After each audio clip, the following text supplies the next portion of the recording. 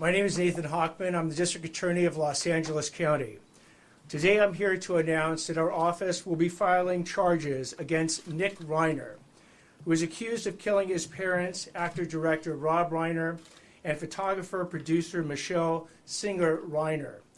These charges will be 2 counts of first-degree murder with the special circumstance of multiple murders. He also faces a special allegation that he personally used a dangerous and deadly weapon, that being a knife. These charges carry a maximum sentence of life in prison without the possibility of parole or the death penalty.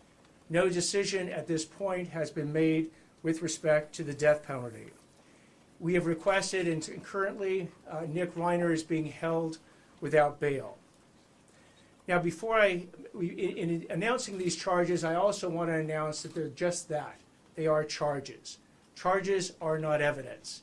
Evidence is something that we will be presenting in a court of law to meet the standard of proof we meet in every criminal case, which is beyond a reasonable doubt, to 12 jurors who will unanimously have to find that we've met that standard to prove the charges we bring to court. Right now, with respect to the process, once the charges get filed this afternoon, Nick Reiner will be then brought to court. He is going through medical clearance, something that everybody who gets arrested and gets held in a Los Angeles County Sheriff's Department jail goes through. Once he is medically cleared, he will be brought to court to be arraigned on these charges. At that point, he will enter a plea of guilty or not guilty. Now, prosecuting these cases involving family members are some of the most challenging and most heart-wrenching cases that this office faces because of the intimate and often brutal nature of the crimes involved. Rob Reiner was a brilliant actor and director, an iconic force in our entertainment industry for decades. His wife, Michele Singer Reiner, was an equally iconic photographer and producer.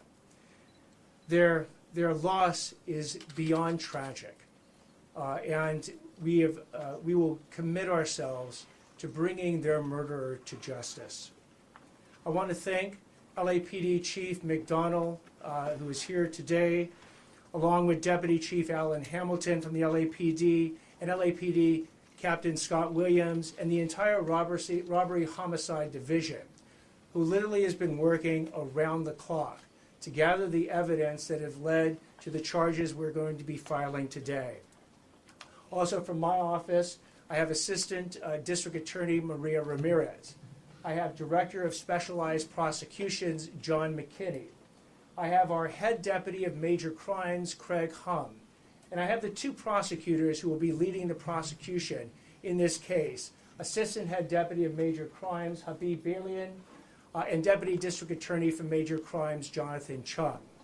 They will bring their decades of experience to holding this murderer accountable for his actions. At this point, again, you will hear in the media rumors, you will hear speculation, you will hear hearsay. What I'm asking everyone to do is to rely on trusted sources. If it doesn't come from the District Attorney's Office, from LAPD, from the coroner's office, or from the courtroom itself, then there's a good chance you are hearing misinformation. Because at the appropriate time, the actual evidence involved in this case will be presented in a court of law. So I ask for your patience until that is done. But again, please do not rely on rank speculation, rumor, or hearsay to believe that you understand anything about what went on in this case. I'd now like to turn it over to Chief McDonnell. Well, good afternoon, and thank you all for being here today. And it's with deep sadness that I address the tragic loss of Robert and Michele Reiner. On December 14, 2025, LAPD officers from our West Los Angeles division responded to a death investigation at the 200 block of South Chadbourne Avenue, which is in the Brentwood section of Los Angeles. Upon entering the residence, they discovered the bodies of Mr. and Mrs. Reiner. Detectives from our Robbery Homicide Division Homicide Special Section immediately initiated a comprehensive investigation. The evidence gathered led to the arrest of their son, Nick Reiner, who was taken into custody later that night without incident in the Exposition Park section of our city. Today, the Los Angeles County District Attorney's Office has formally filed charges against Mr. Reiner for the murder of his parents. This case is heartbreaking and deeply personal, not only for the Reiner family and their loved ones, but for our entire city. We extend our deepest condolences to all of those who were affected by this tragedy. I want to take a moment to recognize and thank our criminal justice partners, the District Attorney's Office led by D.A. Hochman, and everyone who worked tirelessly on this investigation. Their swift action, professionalism, and commitment to justice have been instrumental in bringing clarity and accountability to this case. The LAPD remains steadfast in our mission to protect life and uphold justice. We will continue to support the Reiner family and ensure that every step forward is taken with care, dignity, and resolve. Thank you. We'll now take some questions. Chief, a question. Yes, right here in the front. Yeah, Mr. Attorney, could you talk about why you feel this case rises to special circumstances? So special circumstances is a situation where one of the enumerated factors that lead to elevating in some ways a first-degree murder case to a special circumstance first-degree murder case occurs. One of those special circumstances is called multiple murders. Here we have two, and it qualifies under the definition of multiple murders to allege the special circumstance in this particular case. Chief, I saw how over was here. Nick Reiner found, and was there any evidence on him indicating a crime, and did he say anything? Yeah, he was found with good, solid police work, investigative tools used by robbery, homicide, and gang and narcotic division detectives with the U.S. Marshal Service Task Force involved as well. So we're thankful for the work that was done. I won't go into talking about what was found or anything that could potentially taint the investigation. Chief, Yeah. Given Nick's history of drug use, was there any indication that he was under the influence at the time of his crime? No, thank you again. That's another question I can't touch. What language did you address and address about mental illness in his background? I'm sorry, please repeat the question. Is there any evidence of mental illness in his background beyond the addiction? The evidence, any evidence, if there is any, of mental illness for his background will be coming out in the hearings that will occur. We anticipate, again, after the arraignment, the process will go through the normal process a case like this goes through. At the appropriate time, if there is evidence of mental illness, it will be presented in court and in whatever detail the defense seeks to do that. Mr. Hochman. Mr. Hochman. Yes, right here. Are you anticipating any kind of significant delay in bringing this case to trial on the basis perhaps that Dick may have to undergo significant psychological evaluation, which would also give your people what they need in the way of background as to what might describe why his actions happened the way they did? We don't anticipate any significant delay more than is involved in a first-degree murder case with special circumstances. These are some of the most serious charges that a DA's office can bring against anyone. And we anticipate that the discovery that we will produce to the defense will be robust.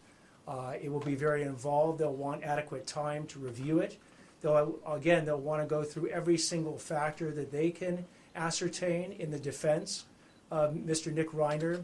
So again, this will proceed along the tracks that many of the first-degree murder cases proceed. Do I anticipate it being particularly fast? No. I anticipate it being very thorough. Yes, right here. Cause of death and time of death, can you share any information about that? We are not at this time. Mr. Hochman. Mr. Hochman.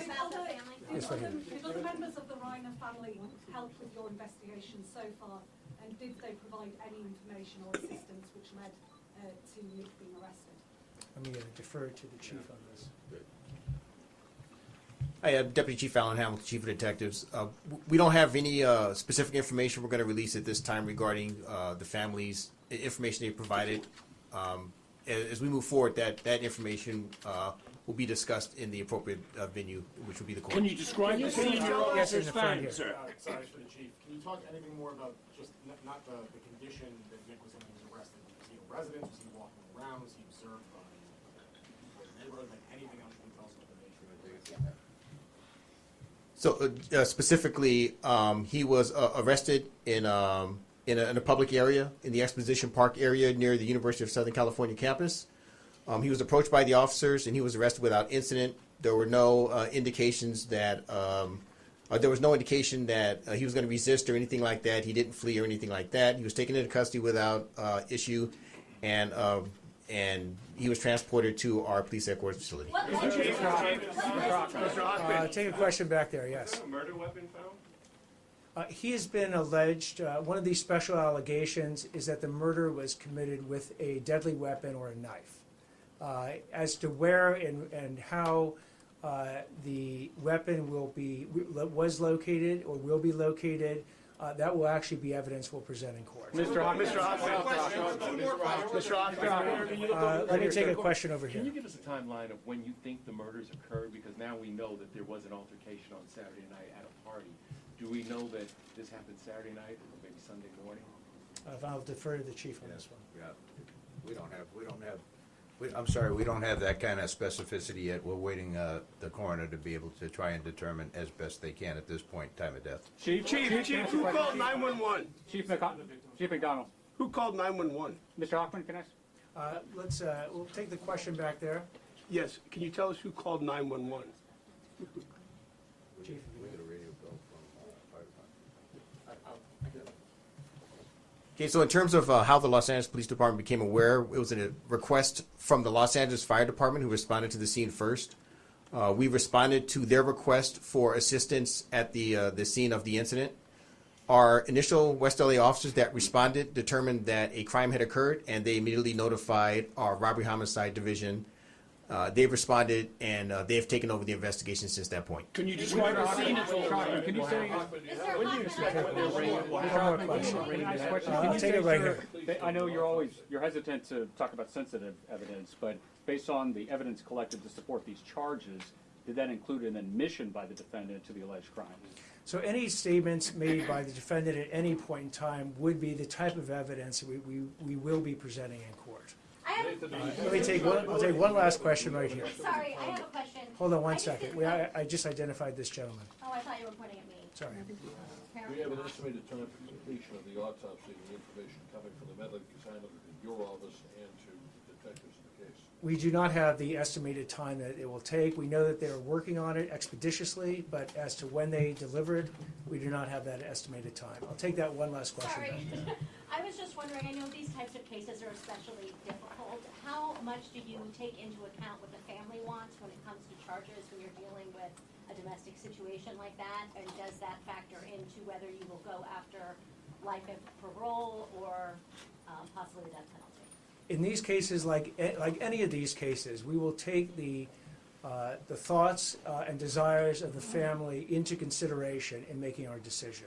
Thank you all very much. When's the arraignment? When do you expect there to be an arraignment? Is there an arraignment?